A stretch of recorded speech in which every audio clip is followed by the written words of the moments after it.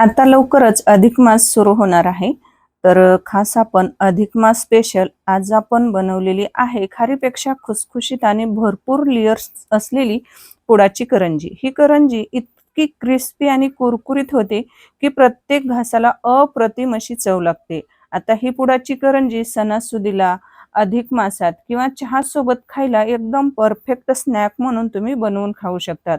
अगदी घरच्या घरी अगदी सोप्या पद्धतीने बनवलेली ही खास पुडाची करंजी आणि तुमचा अनुभव नक्की कमेंटमध्ये सांगा. रेसिपी पूर्ण पाहण्यासाठी व्हिडिओ थोडा देखील स्किप न करता शेवटपर्यंत पहा. अशा चमचमीत आणि झणझणीत रेसिपीज पाहण्यासाठी कीर्तीज रेसिपी चॅनलला सबस्क्राईब करा. सोबतच बेल आयकॉन प्रेस करा. चला तर मग लगेच व्हिडिओला सुरुवात करूया. इथं अगोदर आपल्याला काय करायचं आहे, करंजी बनवण्यासाठी जे पीठ लागतं तर आपल्याला ते मळून घ्यायचं आहे. आता इथं 2 वाटी मी मैदा घेतलेला आहे. त्याच्यामध्ये चवीनुसार थोडंसं चिमूटभर मीठ घालायचं. नंतर आपल्याला इथं तुपाचं मोहन घालायचं आहे. त्याने काय होतं, आता हे काय करायचं आहे, आपल्याला छोटा तडका पॅन घ्यायचा आहे आणि तडका पॅनमध्ये आपल्याला तूप घ्यायचं आहे. आता इथं 2 चमचे हे साजूक तूप घ्यायचं आहे आणि हे तूप आपल्याला काय करायचं आहे, थोडंसं गरम करून घ्यायचं आहे, म्हणजेच वितळून घ्यायचं आहे. नंतर तूप याच्यामध्ये घालायचं आहे आणि मस्त हे तुपाचं मोहन आपल्याला या मैद्याला लागेल असं आपल्याला हे थोडं थोडं पाणी घालून परत मळून घ्यायचं आहे. आता इथं पिठाचा गोळा मळून झालेला आहे. आता तो आपल्याला झाकून ठेवायचा आहे. आता इथं आपल्याला सारण बनवण्यासाठी बघा डेसिकेटेड कोकोनट घेतलेला आहे. तर हे जवळपास 2 कप आहे. आता हा जो मेजरिंगचा जो कप आहे त्याने 2 कप खोबरं आहे, अर्धा कप बारीक रवा आहे, अर्धा कप खवा आहे. नंतर एक कप आपल्याला साखर लागणार आहे, काजू बदाम थोडेसे तुकडे करून, इलायची पूड लागणार आहे, थोडीशी खसखस लागणार आहे आणि साजूक तूप लागणार आहे. आता हे एवढं साहित्य आपल्याला सारण बनवण्यासाठी. आता हे जे मेजरिंगचा कप आहे तर त्याने सर्व साहित्य मी मोजून घेतलेलं आहे. आता आपल्याला काय करायचं आहे, हे सारण बनवून घ्यायचं आहे. आता इकडे गॅस चालू करायचा, कढई गरम करायला ठेवायची आहे. जाड बुडाची कढई घ्यायची आणि सुरुवातीला आपल्याला काय करायचं आहे, हे डेसिकेटेड कोकोनट जे आहे हे जर तुमच्याकडे नसेल ना तर तुम्ही सुक्कं खोबरं जे असतं आपल्या घरामध्ये तर ते किसून घेतलं तरी सुद्धा चालेल. अगदी आपल्याला मंद गॅसवर हे हलकंसं भाजून घ्यायचं आहे. तो भाजलं खोबरं की काय करायचं आहे, एका ताटामध्ये काढून घ्यायचं आहे. आता नंतर आपल्याला खसखस घालायची आहे. अगदी मंद गॅसवर आपल्याला हलकीशी परतून घ्यायची आहे. अगदी काही एक मिनिट सुद्धा लागत नाही, पटकन ही भाजल्या जाते. हलकीशी आपल्याला गरम करून घ्यायची आहे. ती सुद्धा आपल्याला खोबऱ्यामध्ये काढून घ्यायची. नंतर आपल्याला रवा भाजून घ्यायचा आहे. रव्यामध्ये आपल्याला 1 चमचा तूप घालायचा आहे आणि मंद गॅसवर आपल्याला रवा हा चांगला भाजून घ्यायचा आहे. आता रवा हा बघा मंद गॅसवर मी जवळपास 5 ते 6 मिनिट परतून घेतलेला आहे, म्हणजे भाजून घेतलेला आहे. आता नंतर याच्यात काजू आणि बदाम याचे जे तुकडे करून घेतलेले होते तर ते याच्यामध्ये घालून घ्यायचे आहेत, म्हणजे हलकेसे या रव्यासोबत काजू बदाम सुद्धा हलकेसे भाजले जातात. याच्यामध्येच आपण तूप देखील टाकलेलं आहे तर त्या तुपामध्ये आणि रव्यामध्ये काजू बदाम छान असे भाजून घ्यायचे.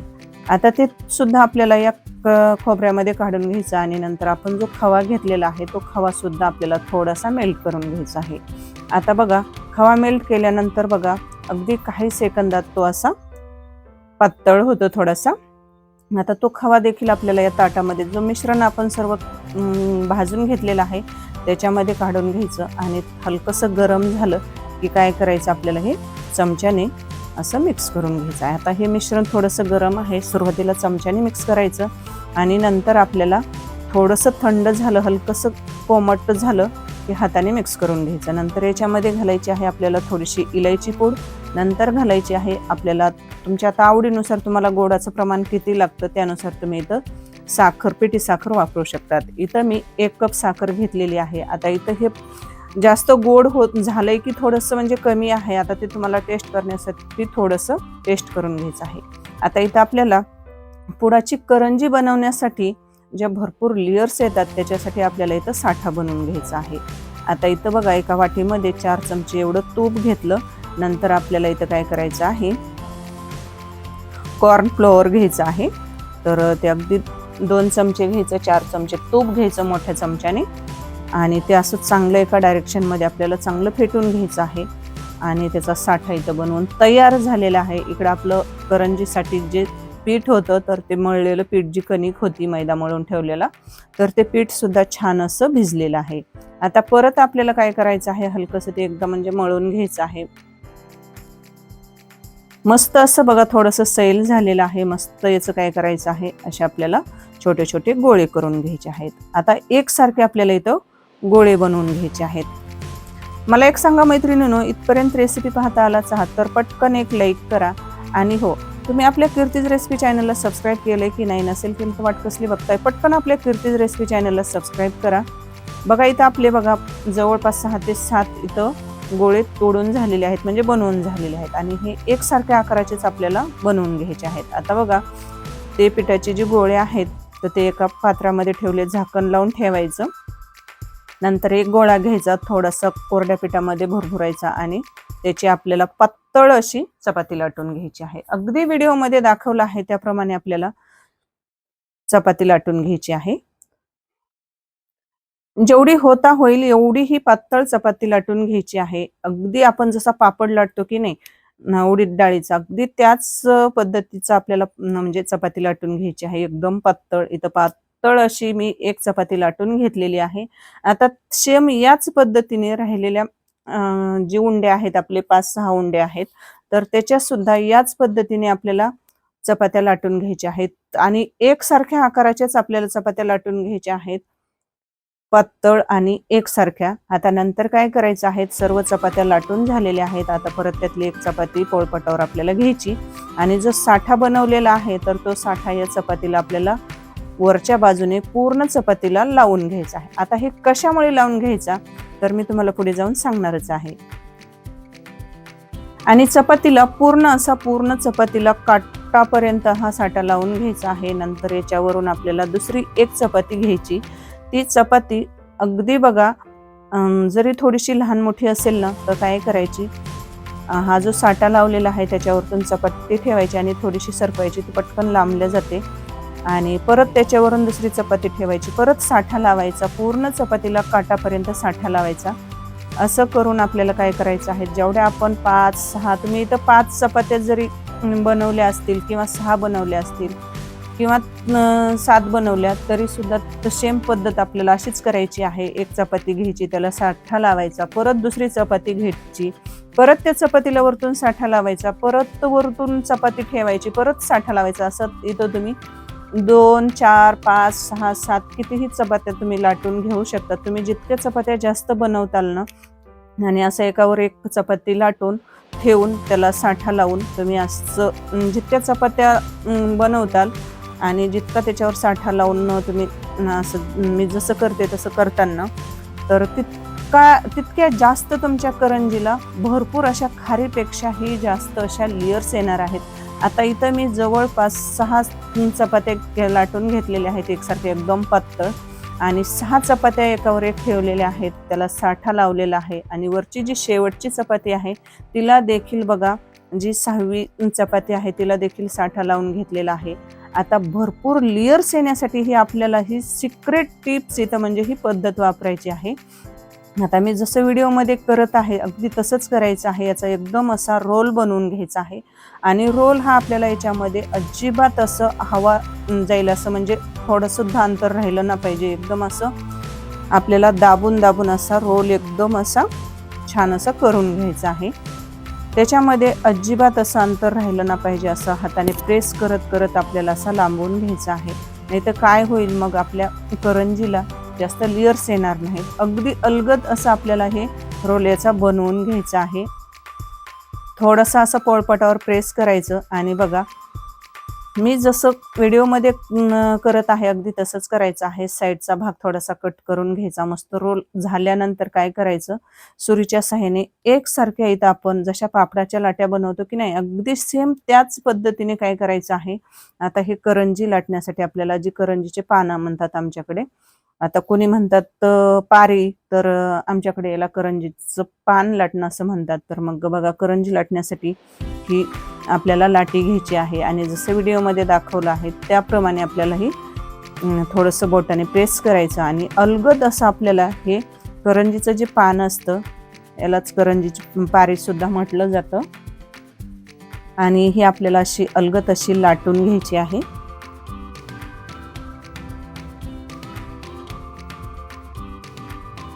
अगदी सोप्या पद्धतीने मी आज तुम्हाला पुडाची करंजी रेसिपी आज तुमच्याशी शेअर करत आहे. आता जवळच अधिक मास म्हणजे अगदी काही दिवसावरच येऊन ठेपलेला आहे.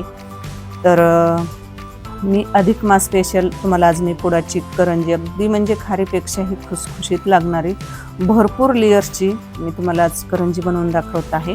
आता इथं बघा, करंजीची पारी लाटून झालेली आहे. याच्यामध्ये आपण जे सारण बनवलेलं आहे तर ते सारण भरायचं आणि करंजीतून सारण बाहेर येऊ नये म्हणून काय करायचं, थोडंसं एका वाटीमध्ये दूध घ्यायचं, दुधात बोट बुडवायचं आणि असं बघा साईडने आपल्याला दूध असं थोडंसं लावून घ्यायचं आणि करंजी ही अशी आपल्याला दाबून घ्यायची आहे आणि हाताने अशी अलगद आपल्याला काय करायचं आहे, चांगली ही दाबून घ्यायची आहे.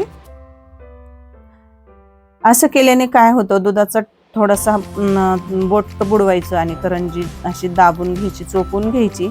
म्हणजे काय होतं, करंजी तळताना तेलामध्ये अजिबात फुटत नाही आणि करंजीतलं सारण अजिबात बाहेर निघत नाही. त्याच्यासाठी ही टिप्स वापरायची आहे. आता ही एक करंजी आपली भरून झालेली आहे. आता सेम पद्धतीने बघा दुसरी पण मी तुम्हाला करंजी एक लाटून दाखवते. आणि लाटत असताना अगदी हलक्या हाताने आपल्याला ह्या करंजीची जी पारी आहे तर ती लाटून घ्यायची आहे. बऱ्याच जणींना काय होतं, पुडाची करंजी बनवता येत नाही. पुडाची करंजी बनवताना त्याचं सारण कसं बनवायचं, सारण घेण्यासाठी काय काय साहित्य लागतं, साठा कसा बनवायचा, तर भरपूर अशा लहान सहान मी तुम्हाला टिप्स दिलेल्या आहेत. तर त्यासाठी व्हिडिओ थोडा देखील स्किप न करता शेवटपर्यंत पहा. शेवटपर्यंत व्हिडिओला कनेक्ट राहा, म्हणजे तुमची सुद्धा अशीच पुडाची करंजी होणार आहे. अजिबात करंजी बिघडणार नाही. मस्त बघा सेम पद्धतीने बघा मी ही दुसरी सुद्धा करंजी भरून घेतलेली आहे. मस्त सारण भरलेलं आहे आणि चोपून घेतलेली आहे. आता इथं बघा मी काटवटीमध्ये या पूर्ण करंज्या अशा सारण भरून ह्या बनवून घेतलेल्या आहेत. आता इकडे मी तुम्हाला लगेच तळून सुद्धा दाखवणार आहे. इकडं तेल कडकडीत असं गरम करायला ठेवलेलं आहे. तेल गरम झालेलं आहे. आता तेलामध्ये बघा आपल्याला काय करायचं आहे, 3-4 करंज्या तळण्यासाठी सोडायच्या आहेत तेलामध्ये आणि गॅसची फ्लेम ही आपल्याला काय करायची आहे, मध्यम ठेवायची आहे. आणि सतत आपल्याला ही करंजी काय करायचं आहे, जे तेल आहे तर ते तेल आपल्याला झाऱ्याने करंजीवरती टाकायचं आहे. म्हणजे काय होतात, त्याने भरपूर असे पडदे सुटतात, करंजीला भरपूर असे लेयर्स येतात. जसं मी झाऱ्याने तेल करंजीवर टाकते की नाही, अगदी तसंच करायचं आहे. मी व्हिडिओमध्ये जसं दाखवलं आहे अगदी सेम त्याच पद्धतीने करायचं आहे. म्हणजे आपल्या करंजीला भरपूर अशा लेयर्स येतात. आता मी तुम्हाला एक करंजी बघा झाऱ्यामध्ये घेऊन सुद्धा दाखवते की आपल्या करंजीला किती लेयर्स आलेले आहेत. भरपूर अशा खारीपेक्षाही जास्त मोजता सुद्धा येणार नाहीत एवढ्या लेयर्स आपल्या करंजीला आलेल्या आहेत. आणि ही करंजी खायला अप्रतिम अशी लागते. एकदा तुम्ही नक्की बनवून बघा. भरपूर असे ही लेयर्स वाली ही पुडाची करंजी एकदा नक्की बनवून बघा. बघा मस्त अशी खरपूस रंगावर ह्या पुडाच्या करंज्या तळून घेतलेल्या आहेत. आता या करंजीमध्ये, पुडाच्या करंजीमध्ये जास्तीचं तेल राहू नये म्हणून ही एक टिप्स वापरायची आहे.